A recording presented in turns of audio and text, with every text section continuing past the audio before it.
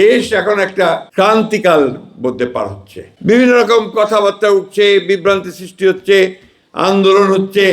আপনার কেন জানি না মনে হয় যে দেশকে অস্থির করে তোলার জন্য আবার কিছু সংখ্যক লোক পেছন থেকে কাজ করছে। আমাদের এই সময় খুব সাবধান থাকতে হবে যে আমরা যেন আবার কোনো অন্ধকারের দিকে চলে না যাই। আমাদের সাবধান থাকতে হবে আমরা যে আবার ভুল করে নিজেদের মধ্যে বিভেদ অনৈক্য সৃষ্টি করে আমরা যেন আবার সেই সমস্ত চক্রান্তকারীদের হাতে না পড়ি, যেখানে আমাদের দেশ আবার ক্ষতিগ্রস্ত হবে, আমরা ক্ষতিগ্রস্ত হব। এই নির্বাচন সেই জন্যই খুব গুরুত্বপূর্ণ। এই নির্বাচনকে ভাঙার চেষ্টা করা হচ্ছে, বঞ্চনা করার চেষ্টা করা হচ্ছে, সেটা যেন করতে না পারে সেদিকে আপনাদেরকে খেয়াল রাখতে হবে। আমরা অত্যন্ত কষ্টের সঙ্গে, আমরা বেদনার সঙ্গে আমাদের ছোট ভাই, আমাদের সন্তান যে উসমান হাদি, যে আপনার প্রাণ দিয়েছে, আমরা তাকে স্মরণ করি সবসময়। আমরা আমাদের রংপুরের সাইদকে স্মরণ করি, আমরা স্মরণ করি আপনার উসমান ওয়াসিমকে, চট্টগ্রামের, যারা এই জুলাইয়ে আন্দোলনে তারা প্রাণ দিয়েছে। আমরা সবসময় আমাদের সমস্ত